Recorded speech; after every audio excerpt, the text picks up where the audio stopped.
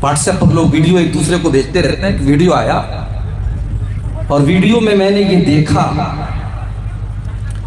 कि एक इंसान है जो खाने काबा से कुछ दूरी पर बैठा है और एहराम की ड्रेस में है, यानी वो उम्रा करने गया है, या अगर पुराना वीडियो तो हज करने गया है।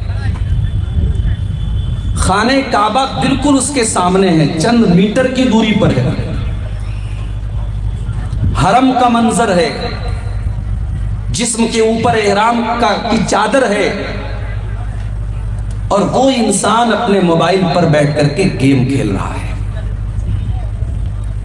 चारों तरफ लोग नमाज पढ़ रहे हैं, उसके आगे पीछे लोग अल्लाह की बारगाह में रो रहे हैं, दुआएं कर रहे हैं, और वो बदनसीब इंसान खाने काबा से चंद फीट की और चंद मीटर की दूरी पर बैठ करके मोबाइल पर गेम खेल रहा है। यकीन माने ये वीडियो देख करके बड़ी तकलीफ हुई कि इसको कहते हैं बदनसीब इंसान। और फिर जब उस इंसान की बदनसीबी पर मैंने गौर किया तो मुझे अल्लाह के रसूल की एक और हदीस भी याद आई। अल्लाह के प्यारे नबी सल्लल्लाहु अलैहि वसल्लम मिंबर के ऊपर चढ़ रहे हैं और आपने 3 बद्दुआएं की। रगीमान रजुलिन ज़ुकिरतु इंदहु फलम युसल्ली अलैया। आपने मिंबर की पहली सीढ़ी पर कदम रखा, आपने फरमाया उस इंसान की नाक खाकालूद हो जाए, वो इंसान बर्बाद हो जाए, वो इंसान उसका सत्यानाश हो जाए जिसके सामने उसके नबी का नाम लिया जाए, वो दरूद ना पड़े।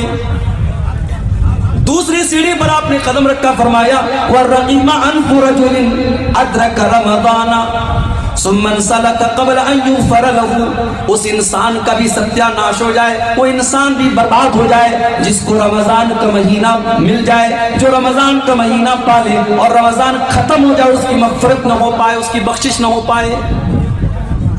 और तीसरी सीढ़ी पर आपने कदम रखा तो आपने बदुआ फरमाई वरक़ीमा अनफु रजुलिन अदरक इंदहुल किबर वालिदाहु। जिसके माँ बाप उसको बुढ़ापे में मिले हो, फलम युदखिलाहुल जन्ना, और उसके माँ बाप उसको जन्नत में दाखिल न कर पाए हो। इसका मतलब ये हुआ कि रमजान जैसा बरकत वाला महीना जो अब 3-4 दिन के बाद हमें और आपको मिलने वाला है, अगर उस बाबरकत महीने को हासिल करने के बाद भी कोई इंसान अगर नेकियों से दूर रहे, नमाज से दूर रहे, कुरान से दूर रहे, तो बहुत बड़ा बदनसीब है। अब उसके सुधरने की उम्मीद नहीं है मेरे भाई। जो इंसान खाने काबा के सामने खड़ा होकर के बैठ करके मोबाइल पर गेम खेल रहा हो, अब उस इंसान से हम क्या तवक्को रखेंगे मेरे भाइयों। हमारे दिल में एक सवाल पैदा हुआ कि अय अल्लाह, कोई इंसान इतना भी पत्थर दिल कैसे हो सकता है, कोई इंसान इतना भी बदकिस्मत कैसे हो सकता है कि इतने अपने मुल्क और अपने वतन से दूर खाने काबा के साए में बैठ करके भी उसे मोबाइल पर गेम खेलने की फुर्सत है, उसे अल्लाह को याद करने की फुर्सत नहीं है।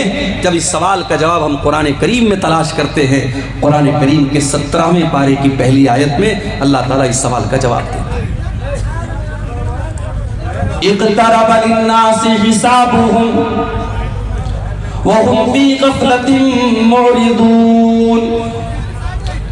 लोगों के हिसाब का टाइम करीब आ गया, लोगों के इम्तिहान का टाइम करीब आ गया।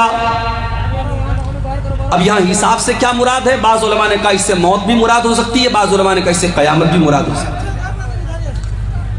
लोगों के हिसाब का टाइम करीब आ गया, यानी उनके मरने का टाइम करीब आ चुका है। वो कब मर जाएंगे मालूम नहीं, कौन सा कोरोना वायरस आकर के उनको खत्म कर दे, कौन सी बीमारी आकर के उनकी जिंदगी की डोर को थाम दे, कौन सी खतरनाक बीमारी आकर के उसके दिल की धड़कन को रोक दे, उसे नहीं मालूम।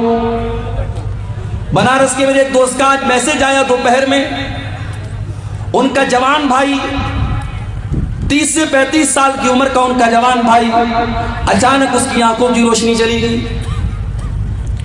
उसको ऑपरेशन के लिए वो चेन्नई के मशहूर आंखों के हॉस्पिटल में वो लेके जा रहे थे, मुझसे दुआ की दरख्वास्त कर रहे थे। मेरे भाइयों, मेरे अजीजों, कोई नहीं जानता कब कौन सी बीमारी आकर के उसको बहुत बड़ी मुसीबत में डाल दे, उसे मौत तक पहुंचा दे।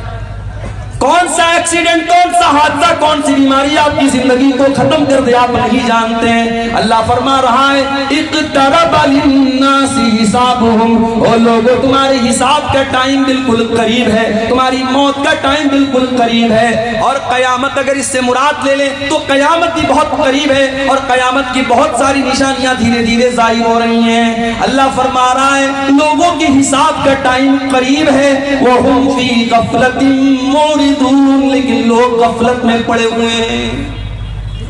ये सबसे खतरनाक बीमारी है, गफलत की बीमारी।